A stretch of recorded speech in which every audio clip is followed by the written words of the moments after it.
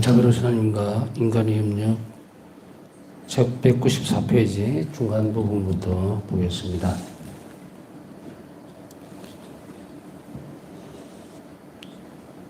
지난 시간에는 대데레사 성녀와 소아데레사 성녀의 기도에 대해서 살펴보면서 소아데레사 성녀의 기도는 아주 단순하게 응신하는 거다. 사랑의 목소리로 감사와 그리고 한마디로 기도는 장엄하고 초자연적인 것이며 내 영혼을 성장시키고 예수님과 일치로 이끌어준다.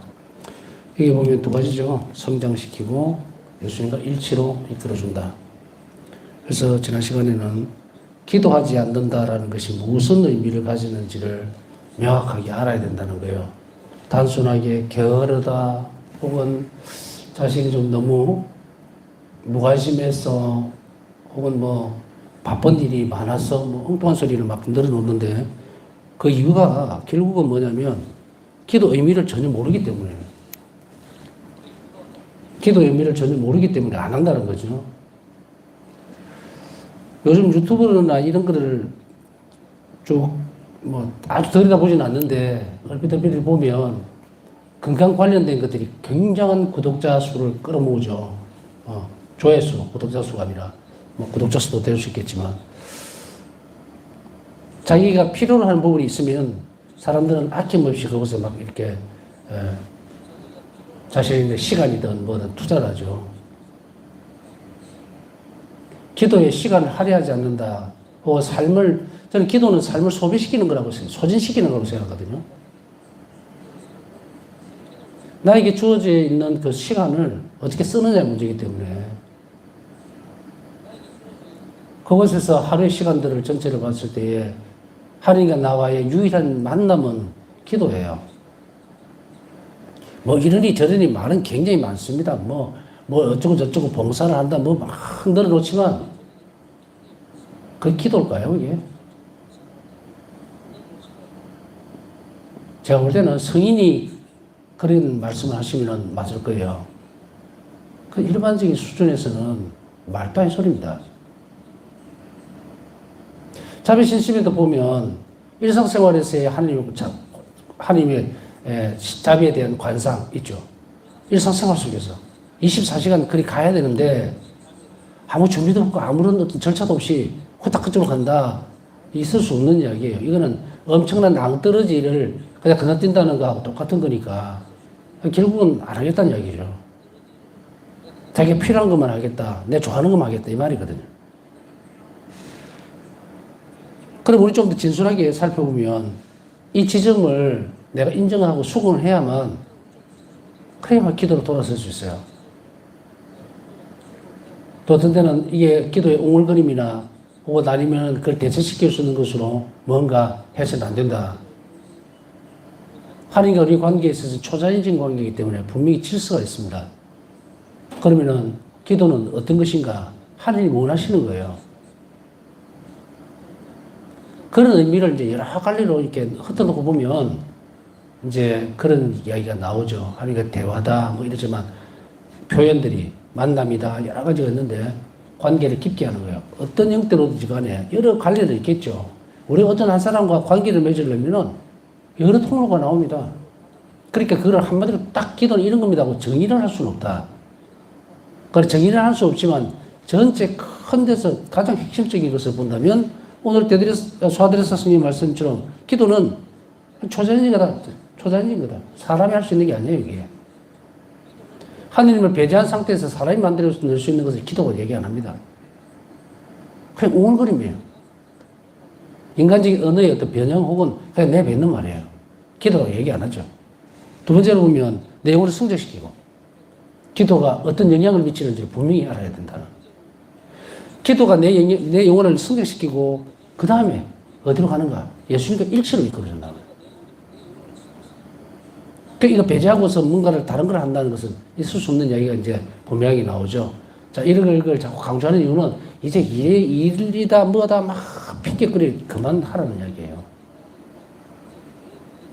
성당에 가서 열심히 기도하는 척하고 하나님과 일치를 하고 싶다, 만나고 싶다, 사랑한다, 뭐만 걸 다 늘어놓고 기도하지 않으면 이피기 저피기 다 되는 거예요. 나는 바빴어. 정신 없었어. 먹고 살기 바빴어. 뭐 이런 거. 먹고 살기 바빠서 기도를 못하는 게 아니라 먹고 살기 바쁜 거 하나님 알아요. 그걸 기도로 변형을 시킬 줄 알아야지. 그걸 지금 알아다는 거예요. 차츰차츰. 자, 이렇게 조금 더 이렇게 가면요. 사실은 변명거리가 하나도 없어지게 됩니다. 기도를 하지 않아야 될 이유를 한번 대보세요 라고 하면 딱 입에 자국을 채울 수밖에 없어요. 아무것도 없어요. 그래서 우리는 이것을 이제 결단을 내리라는 거예요. 딱 여기까지. 그러면 다른 사람들에게도 내가 그것을 결단을 내리고, 아, 기도는 이렇게 하는 거구나. 방법적으로 이렇게 하는 거구나. 저렇게 하는 거구나. 그거를 이렇게 막 살펴보듯이 하라는 것이 아니에요. 시작하는 거 시작. 하여간 내가 지금 한 길을 이렇게 시작해야 되겠다. 아, 이래서 내가 안 했었구나. 필요성이 없었다? 필요성이 없었다기보다는 절실함이 없었다? 의미를 몰랐다? 여러 가지 것들이 있겠지만 일단 다 정리하면 해야 된다는 거예요. 자, 그러면 여기에서부터 시작을 하죠. 파스터 성경 일기에 보면 우리는 알고 있습니다. 기도가 필요한 사람은 아무도 없다. 냉담자는 냉담 풀기 위해서 기도해야 한다. 열심한 사람은 더 열심한 성덕으로 나가기 위해서 기도해야 한다. 힘든 사람은 하나님을 더 만나려고 애를 쓰기 위해서 기도해야 한다. 기도로 전부 다 일관이 되잖아요, 일관이. 기도가 필요한 사람은 없다. 대죄를 지은 사람도 기도해야 한다. 왜? 죄에서 벗어나기 위해서. 기도의 유용성에 대해서 제가 말씀드린 때는 알겠죠. 마귀가 교회 안에 가장 먼저 이렇게 손을 대버리고 했던 것 중에 하나가 기도를 못하게 하는 거예요. 안 하게 하는 거예요. 기도를 무용하게 만드는 거예요. 예수님 기도를 우리가 살펴보면 아버지께 어떤 척을 드립니까? 아들이 하는 일을 아버지께서 어떻게 받아들여요? 자비 기도 보세요. 어떻게 되어 있는가. 그냥 막 아들의 예수님을 들어 높이면서 들어서 성부께 봉헌하면서 무슨 기도를 합니까? 그래, 예수님 순환을 보십시오. 그리고 우리를 이렇게 자비를 베풀으십시오. 그렇게 해요? 아니에요. 당신 아들 예수님이 얼마나 처참하고 비참하게 인간에게 자비를 베풀기 위해서 그렇게 돌아가셨다는 것을 무의로 만들지 말아 주십시오. 헛되게 하지 말라고 탄원하는 거잖아요. 이게 기도예요. 자비를 베풀어 달라고. 그냥 막 마구잡이로 자비를 베풀어 주세요. 우리 죄를 용서해 주세요가 아니고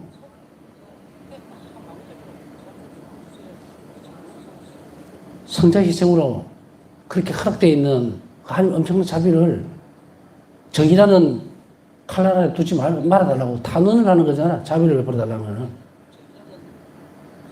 그러면 거기에 대한 거는 뭐가 나옵니까? 그렇게 해주지 마십시오. 제가 당신 의탁하겠습니다. 이 말 아니야. 그리고 이웃에게 자비롭겠습니다. 자, 기도 형태가 이렇게 나오죠. 하나님의 자비에서 벗어날 사람이 없기 때문에 자비를 줄 수밖에 없고 그 자비는 기도일 수밖에 없다는 거예요. 그래서 예수님은 기도를 먼저 하셨죠. 그리고 활동으로 넘어가시죠. 자비로운 일로. 자, 소아데레사의 이 기도의 개념을 다시 한 번 더 살펴보면서 이 위 개념들을 종합해보면 소아데레사 성령과 대데레사 성령의 이 개념들을 종합하면 기도는 하나님과 우리 사이 개인적인 결속이라고 할 수 있습니다. 이렇게 얘기했죠. 그 가장 좋은 본보기가 예수 그리스도이십니다. 이 결속은 오로지 그리스도를 통하여 그리스도와 함께 그리스도 안에서 가능합니다. 이 결속은 왜 그럴까요? 드러난 하나님의 자비는 예수 그리스도 안에서 완전하게 이루어졌기 때문이에요. 드러났다는 이야기예요. 그러니 이런 걸 다 고려하면 오로지 그리스도만을 통해서 그리스도를 통해서 함께 그리고 안에서 가능하다. 기도의 성격에 따라서 다른 유형의 기도가 있습니다. 인간과 하나님 사이의 개인적인 관계인 기도는 상호간의 실제 만남이에요. 기도는 실체적인 만남이다. 어떤 사람들은 이렇게 얘기를 하기도 합니다. 기도를 하는데 글쎄 하느님은 모르겠는데요. 못 만났는데요. 어. 여러분들도 그런 막 대놓고 하진 않지만 좀 예수님 내 기도를 안 들어주시나? 하나님께서 외면하시나? 혹은 내가 정성이 부족하나? 이런 것들. 내 믿음이 부족할까? 어떻게 보면 자신에게 이렇게 돌아오는 것 같이 보입니다. 하나님 탓을 할 수는 없으니까 그래 하나님 왜 주시려고 하지? 내가 뭔가 빠진 것 같아. 뭔가 좀 부족한가? 이런 것도 있고 어떤 때는 원망 섞인 말을 막 뱉어놓을 때도 있고 응? 주님 저에게 왜 그러십니까? 왜 내만 이렇게 하십니까? 그렇게 해도 대답 안 하죠. 대답 안 들려. 내가 이게 뭐 하는 짓이야? 안 할란다. 이렇게 포기할 수도 있고. 그러다 어느 시간이 지나면 다시 묵주를 잡거나 어쨌든 또 기도를 하려고 하는 모습들. 굴곡은 다 있어요. 너는 왜 그래 나약해 빠졌냐라고 얘기할 수 없어요. 왜냐하면 바울사도 보십시오. 저는 믿음 약한 사람을 위해서 믿음 약한 척했고 강한 사람이나 강했고 바울사도 대단한 인물이죠. 강약 조절을 해나갑니다. 바울사 성에 마찬가지예요. 당신이 수도원에서 3년간 기도하고 쭉 온 기도를 다 해도 하나님 만날 수 없었죠. 저는 이 대목을 보면서 물음표가 딱 생기는 거예요. 왜 그럴까? 일단 분명히 수동 가기 전에 그 마을의 댄스 파티장에서 예수님이 나타나셔서 분명히 언제가 나를 이렇게 버려줄 사람이냐 하는 그 몫을 들으시고 보시고 드러났으니까 예수님 관심을 딱 보고는 놀라서 다 던져놓고 이제 올라가죠 수용원을. 그런데 그렇게 드러나실 때 예수님이 바사성자 수년 입회에서 계속 찾고 기도해도 하나님 드러나지 않는 거예요. 예수님 하나님 알 수가 없어요. 그 시간이 지난 뒤에야 비로소 인간의 모든 노력들 다 하고 난 뒤에 예수님이 바사성에게 이제 그 말씀하시죠. 그런 것으로 내가 드러나지 않는다. 하나님의 가장 큰 속성이 자비의 속성이라. 그러면 모자이크 같이 내가 드러날 것이다. 자비 속성을 묵상하고 자비 실천하고 어떻게 해야 당신이 드러난다는 거예요. 이게 뭐예요? 여기 얘기하는 실제 만남이에요. 이래 돼야 만나는 건데 이 절차를 싸그리 무시해버리고 그냥 기도하고 혼자서 막 이렇게 하면 하나님이 드러납니까? 안 드러나지? 내가 하소연하고 내 마음대로 하고 내가 갖고 있는 그런 역량을 가지고 기도를 하는데 하나님이 나에게 드러날 이유가 어디 있어요? 하나님을 닮은 꼴이 하나도 없는데 공통분모가 있어야 드러날까요? 공통적인 부분이 있어야 닮아야 그분이 실제할 수 있고 내가 그분을 알아볼 수가 있는데 예수님이 여기 드러나고 있는데 난 저쪽을 보고 있어요 계속.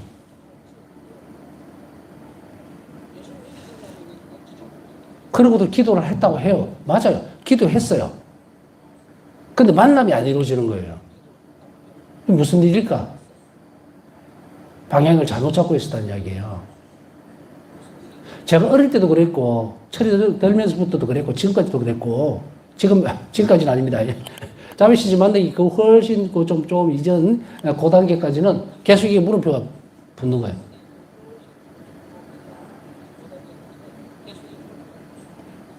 저도 연구가 논문을 영성신학을 쓰면서 이런 것도 보고 저런 것도 보고 하면서도 그러려니 정도. 자꾸 물음표만 자꾸 생기는 거예요. 어떻게 하면 더 기도를 잘할 수 있을까?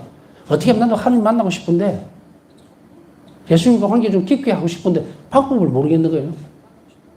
역사적으로 성인들이 해왔던 방법들을 다 찾아보고 그대로 해보려 해도 안 되고 도대체 왜 이럴까? 결국은 뭡니까? 그릇의 문제다. 예수님은 분명하게 드러내주죠. 그 그릇이 뭡니까? 성분이잖아요. 예수님 저는 당신께 부탁합니다. 저 글자가 새겨져 있는 저 성분이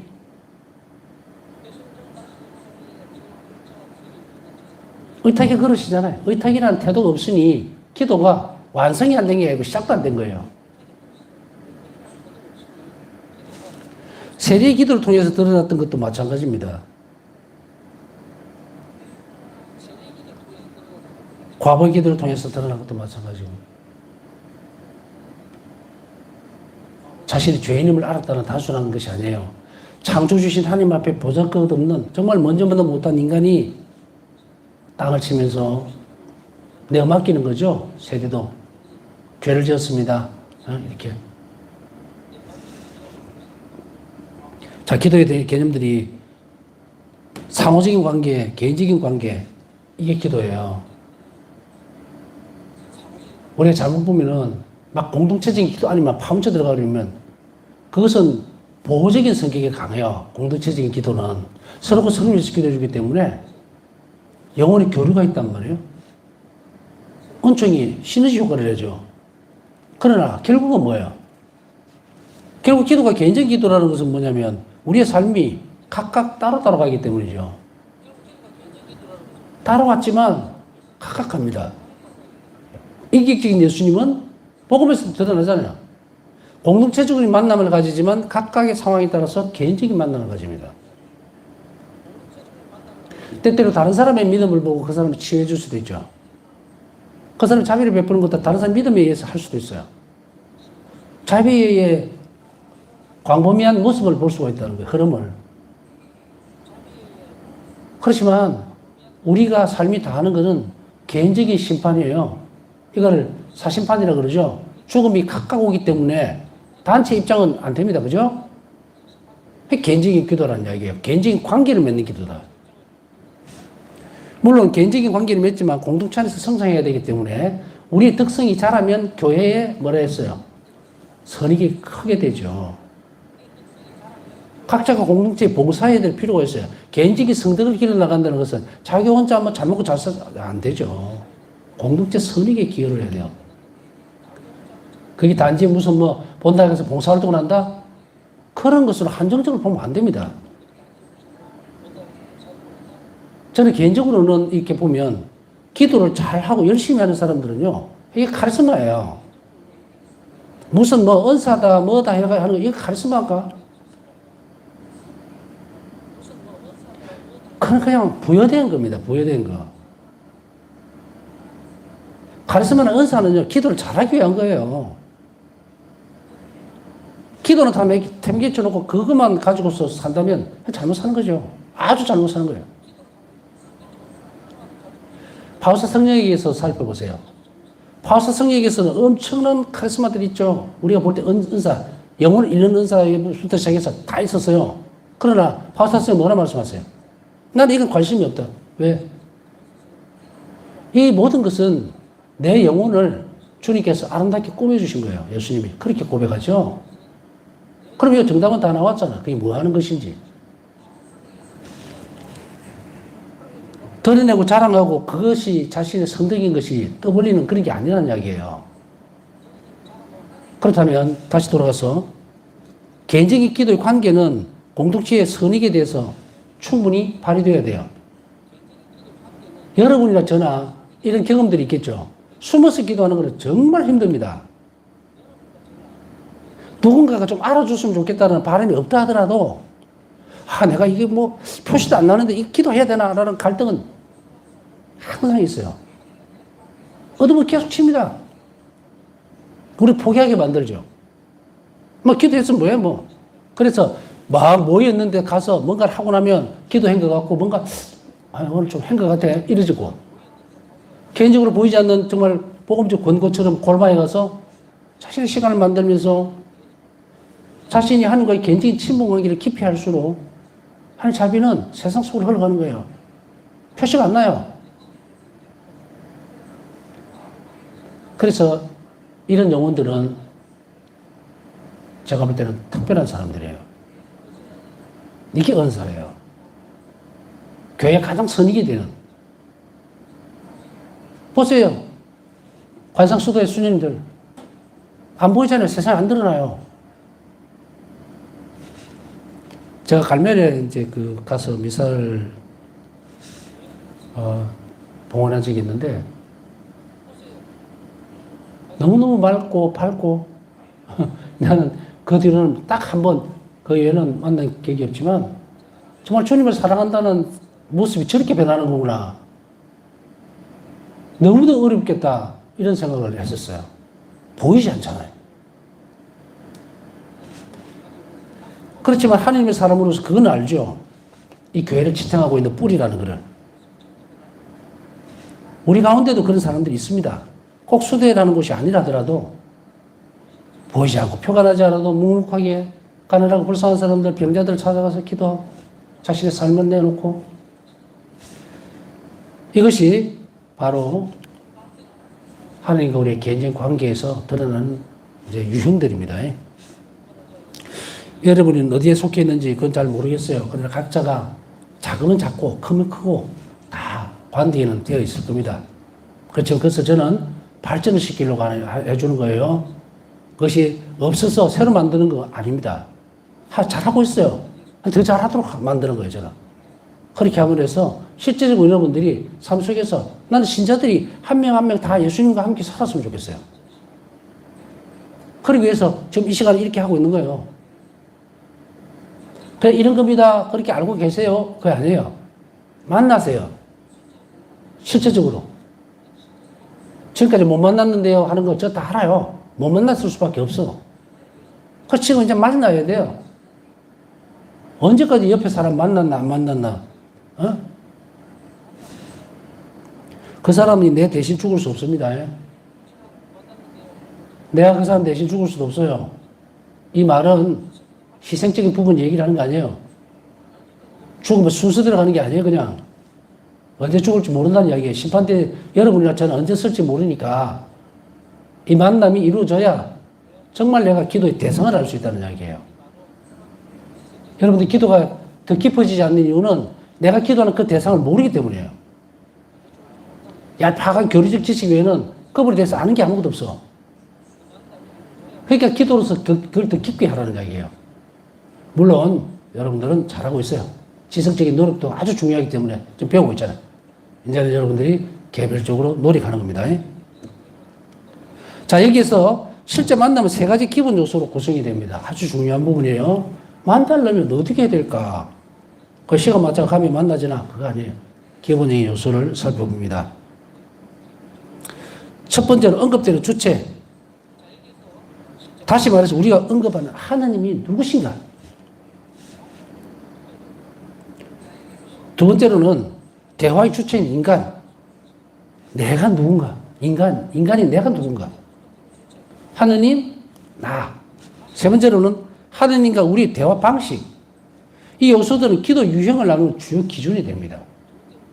하느님과 대화를 나누는데 어떻게 하는가? 구별이 되죠? 내가 기도를 할 때는 대상이 있어야 됩니다. 그 대상이 하느님이라는 걸 분명히 해야 되고, 그 하느님 앞에 기도하는 인간인 내가 있어야 된다는 거예요. 그 다음에는 대화 방식, 어떻게 대화할 건가 하는가. 여기에 따라서 이제 기도를 나누게 됩니다. 기도의 내용이 형식을 정한다 그랬죠? 분류가 된다고. 그 말이 이 말이에요. 내용이 달라지기 때문에 대화의 방식이 기도 유형도 여러 가지로 달라지는 주 기준이 됩니다.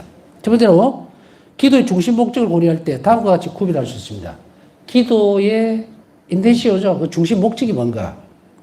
찬미기도는 하느님의 속성과 업적에서 하느님의 완전하심을 기쁘게 노래하는 것이 핵심이다. 찬미기도 뭐야? 찬미가죠. 시편도 노래죠. 찬미가입니다. 그러니까 이 찬미가는 하나님 속성과 업적에서 완전하심을 기쁘게 노래하는 것이 핵심이고요. 감사기도는 다양한 은총과 선물을 받았다는 인식을 바탕으로 합니다. 그냥 감사합니다, 감사합니다. 뭐 주셔서 다 감사합니다. 실제로 내가 받지도 않았어. 또 뭘 받았는지도 몰라. 그냥 오늘 하루 감사합니다. 이러다가 끝나는 문제가 아니다. 오늘 하루 나를 하나님 어떻게 돌봐주셨고, 나에게 은총을 베풀어 주셨는가. 그걸 인식하고 감사를 해야지. 그냥 무슨 도매 시장에서 물 건너기듯이 오늘 하루 감사합니다 하고 땡 쳐버리는데 안에 뭐가 내용이 하나도 없어요. 감사기도 아니에요. 짝퉁입니다, 짝퉁. 감사기도를 흉내낸 단발적이 왜 그런 줄 압니까? 귀찮잖아요. 오늘 내가 뭘 어떻게 받았는지 잘 모르겠고, 오늘 그저 뭐 하느님이 날 잘 돌봐주셨으니까 오늘 저녁에 내가 크게 탈 없이 이렇게 살아있구나. 이걸 퉁쳐버리는 거예요. 예를 들면 관계 깊어집니까? 안 깊어지죠. 인식의 문제가 있다는 얘기예요. 감사기도는 다양한 은총과 선물을 받아도 인식을 바탕으로 합니다. 제가 앞에 설명드렸죠, 금방? 인식 없이 그냥 감사기도? 우리가 이런 경우는 있을 수 있어요. 좀 구별을 쉽게 하려면, 예를 들어서 감사미사를 드려야 되겠다면 어떤 상황이나 사건이 있어요. 그죠? 예를 들어서 내가, 아파트 청약을 했는데, 이게 뭐, 너무 좋은 모습으로 이제 이렇게 아니면 또, 건강이 좀 안 좋아서 청했는데, 너무도 상상하지도 못했던 그런, 은총을 입었다. 건강 회복됐다. 뭐 이런 것들이죠. 뭐가 딱 드러나면, 아이고, 감사 예물을 좀 해야지. 아니면 감사미사 드려야지. 또 감사기도도 이제 주제가 있으니까.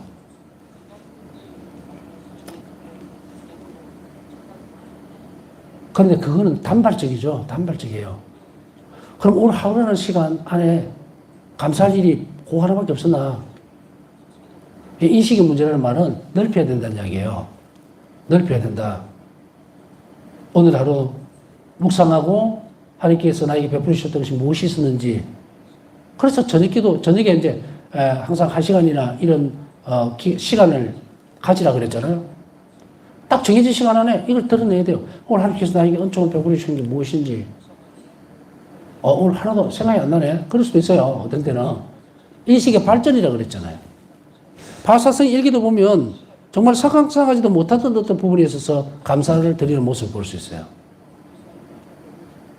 내가 그 시간에 이런 것을 상상도 하지 못했는데 하나님께서 나를 이렇게 이끌어 주셨다는 것을 고백해냅니다. 정말 하나님의 은총이 아니었다면 나는 그렇게 그러한 말을 하지 못했을 것이다. 이런 순간들. 또 어떤 때는 어려운 상대나 또 어떤 문제가 부딪혔을 때 담대하게 그걸 넘어갈 수 있는 그런 것들. 그 시간 내가 아니었구나. 은총들 감사기도. 이게 자꾸 넓어지면 은총은 또 다른 은총을 불러와요. 이 때문에 시작을 해야 돼. 그래서 막연하게 감사합니다라고 하는 것이 아니라 그 순간순간들을 인식하면서 기도를 바쳐야 한다.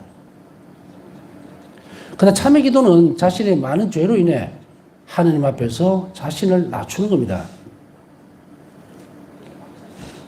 참회 기도는 우리가 하나님 앞에 큰 죄를 지었다. 혹은 작은 일들, 혹은 오늘 하나님께 너무 의탁하지 못했고 너무 흔들렸고 자신의 신앙이 하나님에게서 또 사랑에 위배되는 행위나 혹은 생각이나 그런 것이 없었는지를 성찰하고 드러내는 겁니다. 이런 성찰이 없으면 영혼은 찌들어버려요. 더 성장할 수 있는 부분들이 있어야 되는데 덮여버린다는 이야기예요. 덮여버리면 어떻게 됩니까? 다음날 다른 일을 하려면 얘가 걸림돌이 된다는 이야기예요.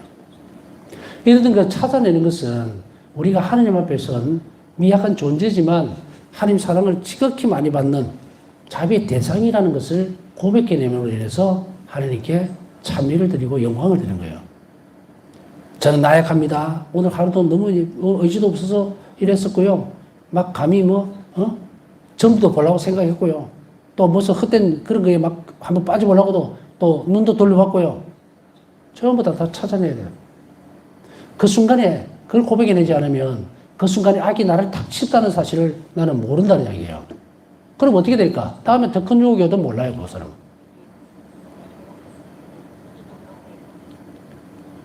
악이 쉽게 달라붙는다는 이야기입니다. 허용하지 말아야 돼요. 그래서 항상 비난이 있도록 애를 써야 합니다. 마지막으로 탄원 기도에서는 기도를 바치는 사람이 하느님께 개인적으로 의지하는 겁니다. 참 중요한 탄원이라는 것이 어떤 의미인지 아시겠죠? 막 억울합니다 이렇게 하는 게 아니고 탄원은 내가 정말 보잘것없고 힘이 없고 하나님 도움 없이는 어떤 일도 할 수 없는 처지에 놓여 있다. 그런 존재라고 하는 것을 내가 맡기는 겁니다. 이곳에서 이 기도에 있어서는 뭐 원망이나 아니면 무슨 다른 게 섞여들어지지 않습니다. 그냥 나약하고 불쌍한 죄인인 자신의 처지에 대해서 하나님께서 자신의 처지를 들어주십사 하고 드리는 기도예요. 하나님 도우시를 보잘것없고, 그리고 이런 상황에서 내가 할 수 있는 일도 나는 잘 모르겠습니다. 그러니 저를 도와주셔야만 합니다. 이게 그래서 내 맡기는 거예요. 그게 바로 탄원의 기도인데 개인적으로 의지하는 것을 이야기를 합니다. 기도 형식과 양식에 따라서 우리의 태도들이 달라지는데요. 전례에 따라서도, 전례 안에서의 우리의 태도도 여러분들이 다 배우셨지만, 그래서 어떤 식으로 우리가 구별을 할 수 있습니까? 하나님께 영광과 찬미를 드릴 때는 일어서서 한다. 그래서 대영광송 같은 건 다 서서 하죠. 할렐루야, 다. 굴 앉을 때는 어떻게 합니까? 경배 혹은 공경의 예를 바칠 때, 흠숭의 예를 바칠 때 굴 앉죠. 왜 굴 앉습니까? 우리가 사람들 앞에서 무릎 꿇을 때 어떻게, 아우, 잘못했어요 하고 무릎 꿇잖아요. 아니면 저를 불쌍히 여겨 주십시오 하고 무릎 꿇죠. 이것이 전례적 동작으로 왔을 때는 뭡니까? 탄원, 혹은 자비를 베풀어 달라고 하는 행위들, 또 거룩함에 대한 인간의 태도, 하나님 앞에서는 인간의 보잘것없음, 이런 것들이죠. 그래서 옛날에는 이제 성찬전례가 시작되면 어떻게 됩니까? 다 꿇어 앉았죠. 거룩하신 하나님 앞에서는 인간의 모습이다. 전례 안의 동작들이 이렇게 보면 이런 것들을 오늘 기도 내용하고 연결지으면 훨씬 더 빨리 습득할 수 있는 그런 모습이 됩니다. 그래서 내가 간절하게 기도할 때는 사람들이 보통 뭐 합니까? 꿇어 앉죠. 기도와 이게 전례적 동작을 왜 말씀을 드리냐면, 기도할 때 이 전례적 동작이 꼭 성당에서만 이루어지라는 법은 없어요. 개인적으로도 그렇게 하셔도 충분합니다. 그래서 어떤 때는 파우스 성녀의 모범을 보십시오. 어떻게 합니까? 정말 죄 많고 하나님 앞에 보잘것없는 인간의 존재를 드러내기 위해서 파우스 성녀는 납작하게 엎드렸죠. 십자가 앞에서, 성체 앞에서. 그렇게 함으로 인해서 자신의 영혼의 빈곤함, 그리고 비참한 인간의 영혼에 대해서, 당신 자신에 대해서 하나님께 드렸다. 이 의지적인 그런 기도 모습이죠. 이것을 접목을 잘 시켜보면 기도가 좀 더 발전적으로 갈 수 있습니다. 남은 시간 묵상하면서 오늘도 자리에 처하신 분들을 위해서 함께 기도해 주시기 바랍니다.